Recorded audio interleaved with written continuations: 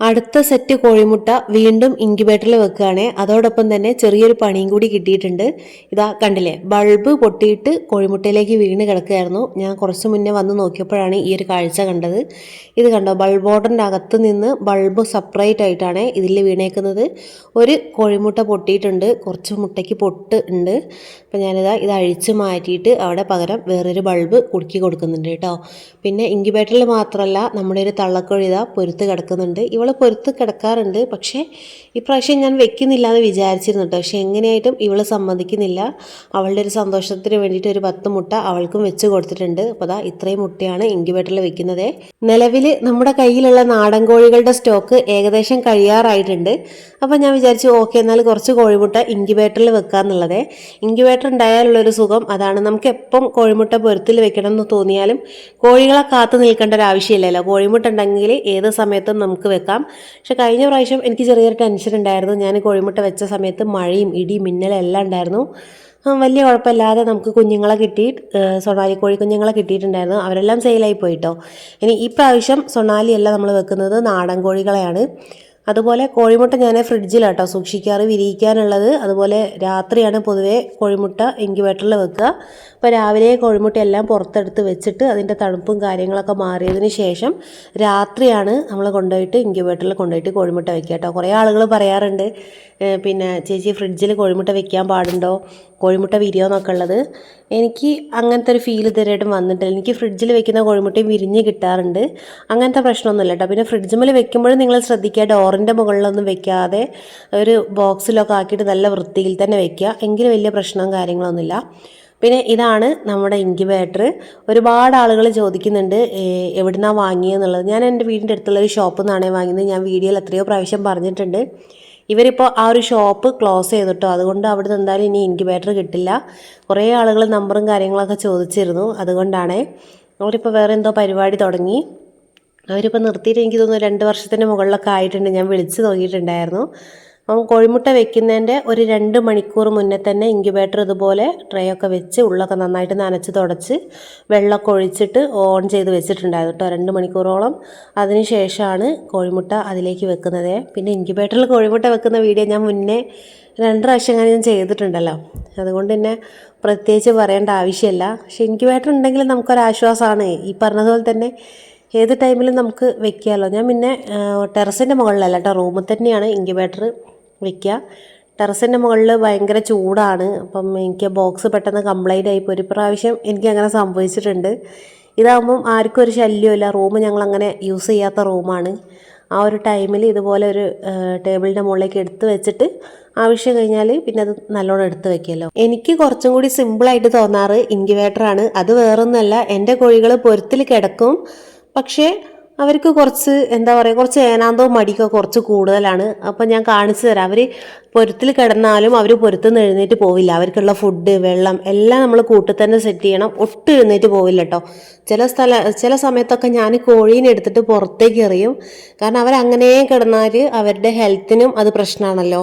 അങ്ങനെ കിടന്നാൽ കാലൊക്കെ ചിലപ്പം അങ്ങനെ തന്നെ ആയി പോകും. പിന്നെ നൂർത്താൻ പറ്റില്ല. അത് മാത്രമല്ല കോഴിപ്പേൻ നിറയും. അങ്ങനെ പല ബുദ്ധിമുട്ടും ഉണ്ട്. അതുകൊണ്ട് അങ്ങനെ പൊതുവേ ഞാൻ അങ്ങനെ എഴുന്നേറ്റ് പോകുന്ന കോഴികൾക്ക് മാത്രമേ ഞാനങ്ങനെ കോഴിമുട്ട വെച്ച് കൊടുക്കാറുള്ളേ. പിന്നെ ഇൻക്യുബേറ്റർ ആകുമ്പോൾ ഒറ്റയടിക്ക് നമുക്കൊരു 50 കുഞ്ഞുങ്ങളെ 50 മുട്ട വെച്ചെടുത്താൽ ഒരു 40-45 കുഞ്ഞുങ്ങൾ എന്തായാലും കിട്ടുമല്ലോ. അപ്പോൾ കുറച്ചും കൂടി പിന്നെ കറണ്ട് ഒരു വിഷയമാണ്. 21 ദിവസം ബൾബ് കത്തിക്കണം. പിന്നെ നമുക്ക് ഓർഡറൊക്കെ ഉണ്ടെങ്കിൽ പിന്നെ വലിയ ബുദ്ധിമുട്ടില്ല.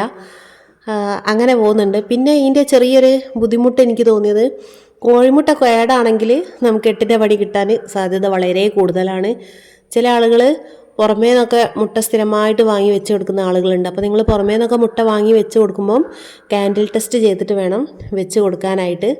എങ്കിൽ മാത്രമേ ആ മുട്ട കേടുള്ളതാണോ, അല്ലെങ്കിൽ മുട്ടയ്ക്ക് എന്തെങ്കിലും കംപ്ലൈൻറ്റ് ഉണ്ടോ, പൊട്ടുണ്ടോ എന്നൊക്കെ അറിയണമെങ്കിൽ നിങ്ങൾ അങ്ങനെ ചെയ്ത് നോക്കുക. അത് ഒരു പരിധി വരെ നമുക്ക് ആ ഒരു സ്മെല്ലുണ്ടല്ലോ, കേടുള്ള മുട്ടയാണെങ്കിൽ ഇൻക്യുബേറ്ററിൻ്റെ ഉള്ളൊരു ബാഡ് സ്മെല്ല് വരും. നമുക്ക് അവിടെ ആ പരിസരത്ത് നിൽക്കാൻ പറ്റില്ല, അത്രയും സ്മെല്ലായിരിക്കും. അതൊക്കെ നമുക്കൊരു പരിധി വരെ നിയന്ത്രിക്കാൻ പറ്റും. പിന്നെ എനിക്ക് കിട്ടിയൊരു പണി എന്ന് പറഞ്ഞാൽ അതുപോലെ ഒരു പണി എനിക്ക് കിട്ടി. കണ്ടില്ലേ, ഇതിൻ്റെ ബൾബ് ഏകദേശം ഒരു 10-15 ദിവസം കഴിഞ്ഞ് ഞാൻ വെള്ളം ഒഴിക്കാൻ വേണ്ടി ചെന്ന സമയത്ത് കണ്ടോ, ഇൻക്യുബേറ്റർ കത്തുന്നില്ല. അപ്പോൾ മോനാണ് സിദ്ധുട്ടനാണ് പറഞ്ഞത്, അമ്മ ഇൻക്യുബേറ്ററിൻ്റെ ഉള്ളിൽ നിന്ന് ലൈറ്റില്ല, അതുപോലെ അത് ഓണല്ല, വർക്ക് ചെയ്യുന്നില്ല, ഒന്നും കാണിക്കുന്നില്ല എന്ന് പറഞ്ഞ്. അങ്ങനെ പോയി നോക്കിയ സമയത്ത് കാണുന്നത് ബൾബ് നേരെ കോഴിമുട്ടേൻ്റെ മുകളിലേക്ക് വീണു കേട്ടോ. കണ്ടില്ലേ, അതിൻ്റെ ബൾബ് മാത്രം, ബാക്കി ബൾബോർഡിൻ്റെ ആ ബാക്കിലുള്ള സംഭവം ഉണ്ടല്ലോ അത് അതിനകത്ത് കുടുങ്ങി കിടക്കുകയാണ്. എന്നിട്ട് മുട്ടേമേൽ വീണു. മുട്ട ആ ഒരു ടൈമിൽ ഞാൻ നോക്കിയ സമയത്ത് ഒരെണ്ണേ പൊട്ടിയിട്ടുണ്ടായിരുന്നില്ലേ. ആ ഒരെണ്ണം ഞാൻ എടുത്തു, ആ ഒരു ടൈമിൽ തന്നെ ഒഴിവാക്കി.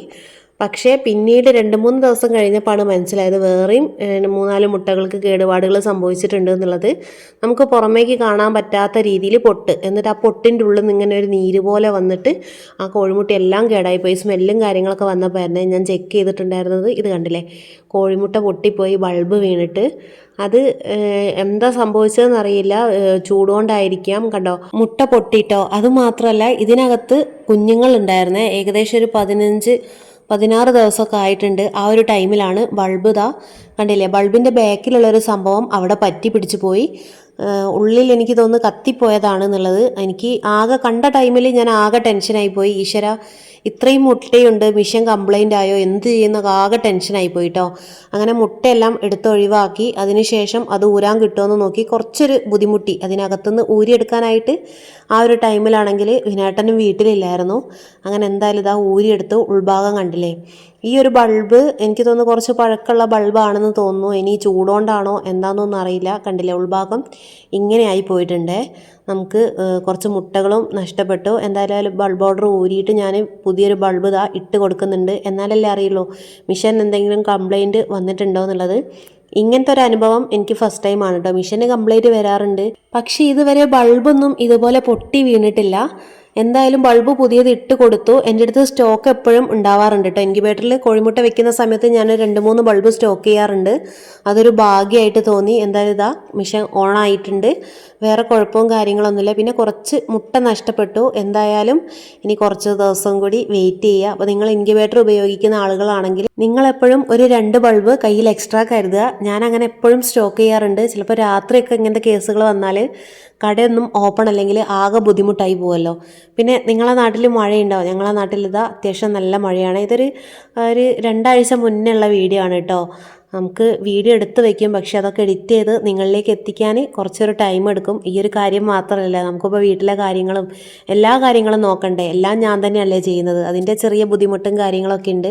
പിന്നെ ഈ ഒരു മഴയത്ത് നമുക്ക് കോഴിനെ പൊരുത്തിൽ വെക്കുക എന്ന് പറയുന്നത് കുറച്ചൊരു ബുദ്ധിമുട്ടുള്ള കാര്യമാണ്. അതുകൊണ്ട് ഒരു കോഴിനെ ഞാനിതാ മുകളിലെ കൂട്ടിൽ പൊരുത്തിൽ വെച്ചിട്ടുണ്ട് കേട്ടോ. അവളെ മഴയത്ത് നമുക്ക് എന്തായാലും തുറന്നു വിടാൻ ബുദ്ധിമുട്ടായിരിക്കും. അതുകൊണ്ട് അവൾക്കുള്ള അരി അതുപോലെ വെള്ളമൊക്കെ കൂട്ടിൽ സെറ്റ് ചെയ്ത് കൊടുത്തിട്ടുണ്ട്. ഇവളാണെങ്കിൽ എഴുന്നേറ്റ് പോകുന്നേ ഇല്ല, കൂട്ടിൽ തന്നെ കിടക്കുകയാണ്. അതുകൊണ്ട് ഞാൻ വിചാരിച്ചു എന്നാൽ അവിടെ കിടക്കട്ടെ എന്നുള്ളത്.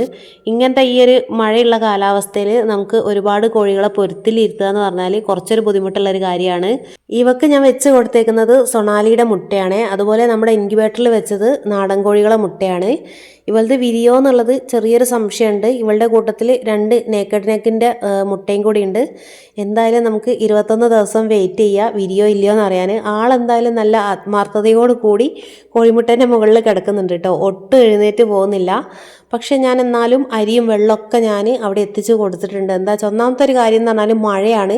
മഴയത്ത് നമുക്ക് എന്തായാലും പൊരുത്ത് കോഴീനെ പുറത്തേക്ക് വിടാൻ പറ്റില്ല അല്ലേ. അവർ നനഞ്ഞ് ചീഞ്ഞ് ആകെ ഉള്ളിൽ കയറിയാൽ പിന്നെ ബുദ്ധിമുട്ടായിരിക്കും. ഞാൻ കേട്ടിട്ടുണ്ട് പൊരുത്തിലുള്ള കോഴികളെ നനയ്ക്കരുത് എന്നുള്ളത്. പിന്നെ നമ്മുടെ സൊണാലി കോഴിക്കുഞ്ഞുങ്ങൾ എല്ലാം സെയിലായി പോയിട്ടുണ്ട്. ഇത് വേറൊരു സെറ്റ് സൊണാലി കോഴിക്കുഞ്ഞുങ്ങളാണ്. ഇവർ 5 ആളുണ്ട്. ഇവരെയും സെയിലിന് നിർത്തിയേക്കുന്നതാണ്. അപ്പോൾ നിങ്ങൾക്ക് ആർക്കെങ്കിലും ആവശ്യമുണ്ടെങ്കിൽ നിങ്ങൾ കോണ്ടാക്ട് ചെയ്യാം. ഞാൻ നമ്പർ 2-3 ദിവസത്തിനുള്ളിൽ തരുന്നതാണ് കേട്ടോ. എൻ്റെ തന്നെ നമ്പർ നിങ്ങൾക്ക് തരാം. അതാകുമ്പോൾ നിങ്ങൾക്ക് എന്നോട് നേരിട്ട് സംസാരിക്കാമല്ലോ. പിന്നെ ഞാൻ തൽക്കാലം എൻ്റെ വീഡിയോയിലൊക്കെ ഇപ്പം ബിന്ദു ചേച്ചീൻ്റെ നമ്പറായിരുന്നു കൊടുത്തിട്ടുണ്ടായിരുന്നത്. ബിന്ദു ചേച്ചീനെ വിളിക്കുന്നത് കൊണ്ടും പ്രശ്നമൊന്നുമില്ല കേട്ടോ. പക്ഷേ നിങ്ങൾ കഴിയുന്നതും വാട്സപ്പിൽ മെസ്സേജ് അയയ്ക്കുക. അവർ വിളിക്കുക എന്ന് പറഞ്ഞാൽ ഇപ്പോൾ രാവിലെ വിളി വരും, വൈകിട്ട് രാത്രി കിടക്കുന്നത് വരെ വിളിയോട് വിളിയാന്നൊക്കെ ചേച്ചി പറഞ്ഞിട്ടുണ്ട്.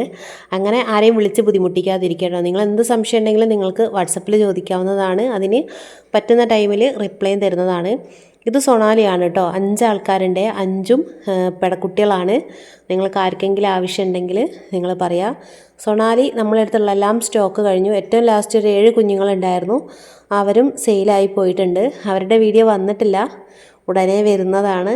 ഇത് ആ ഒരു ബാച്ച് അല്ല കേട്ടോ. ഇത് അവരെക്കാളും കുറച്ചും കൂടി വലിയ കുഞ്ഞുങ്ങളാണ്. ഒരുപാട് ആളുകൾ സൊണാലി കോഴിക്കുഞ്ഞുങ്ങളെ ചോദിക്കുന്നുണ്ട്. നമ്മുടെ കഴിഞ്ഞ ബാച്ച് ഫുൾ സെയിലായി പോയി. 32 കുഞ്ഞുങ്ങളുണ്ടായിരുന്നു. 32 കുഞ്ഞുങ്ങളും സെയിലായി പോയി കേട്ടോ. ഇനി ഈ ഒരു 5 കുഞ്ഞുങ്ങൾ മാത്രമേ ഉള്ളൂ. ഇവരും സെയിലായി കഴിഞ്ഞാൽ പിന്നെ നമ്മുടെ അടുത്ത് സൊണാലികളില്ല. എന്നാലും നമ്മൾ എത്രയും പെട്ടെന്ന് അടുത്ത പുതിയ ബാച്ച് ഇറക്കാമെന്ന് വിചാരിക്കുന്നുണ്ട്. ആ ഒരു ടൈമിൽ തീർച്ചയായിട്ടും ഞാൻ വീഡിയോ ചെയ്യുന്നതാണ്. പിന്നെ ഞാൻ കഴിഞ്ഞ ദിവസം ഒരു വീഡിയോ ചെയ്തിട്ടുണ്ടായിരുന്നു. നമ്മുടെ പോൾട്രി ഫാമിൻ്റെ ഗവൺമെൻറ് പോൾട്രി ഫാമിൻ്റെ ഒരു വീഡിയോ ചെയ്തിട്ടുണ്ടായിരുന്നു. അതിന് എനിക്ക് ഒരുപാട് കമൻറ്റ് വരുന്നുണ്ട്, ചേച്ചി ഫോൺ നമ്പർ തരുമെന്ന് ചോദിച്ചിട്ട്. ആ ഒരു ഫാമിൻ്റെ ഫോൺ നമ്പർ ഞാൻ വീഡിയോയുടെ ഡിസ്ക്രിപ്ഷനിൽ കൊടുത്തിട്ടുണ്ട് കേട്ടോ. നിങ്ങൾ അതിൽ നമ്പർ എടുത്തിട്ട് നിങ്ങൾ വിളിച്ചിട്ട് നിങ്ങൾക്ക് ഏത് ഇനത്തിൽപ്പെട്ട കോഴിയാണ് എത്ര എണ്ണ വേണ്ടതെന്നുള്ളത് നിങ്ങൾ വിളിച്ചിട്ട് ബുക്ക് ചെയ്യുക. പിന്നെ ഇപ്പോൾ ബുക്കിംഗ് സിസ്റ്റത്തിലൊക്കെ എന്തൊക്കെയോ മാറ്റങ്ങൾ അവർ വരുത്തിയിട്ടുണ്ട്. അപ്പോൾ നിങ്ങൾ ബുക്ക് ചെയ്യുക. ബുക്ക് ചെയ്തെങ്കിൽ മാത്രമേ കോഴീനെ കിട്ടൂ എന്നാണ് അവർ പറയുന്നത്. അപ്പോൾ അതിൽ നമ്പറും കാര്യങ്ങളൊക്കെ ഉണ്ട്. പറ്റുകയാണെങ്കിൽ ഞാൻ കമൻറ്റിൽ ഒരു മെസ്സേജ് പോലെ ആക്കിയിട്ട് പിൻ ചെയ്ത് വെക്കാം കേട്ടോ. അങ്ങനെയും ചെയ്യാം. ബുക്ക് ചെയ്യുന്ന സമയത്ത് നന്നായിട്ട് ശ്രദ്ധിക്കുക. നിങ്ങളെ വിളിച്ചാൽ കിട്ടുന്ന നമ്പർ തന്നെ അവർക്ക് കൊടുക്കാൻ ശ്രദ്ധിക്കുക. അപ്പം ഇന്നത്തെ വീഡിയോ ഇത്രയൊക്കെ തന്നെ ഉള്ളൂ കേട്ടോ. വീഡിയോ ഇഷ്ടപ്പെട്ടാൽ തീർച്ചയായിട്ടും ലൈക്ക് ചെയ്യുക. നിങ്ങളുടെ അഭിപ്രായങ്ങളൊക്കെ ഒന്ന് കമൻറ്റിൽ പറയുക. ഓക്കെ.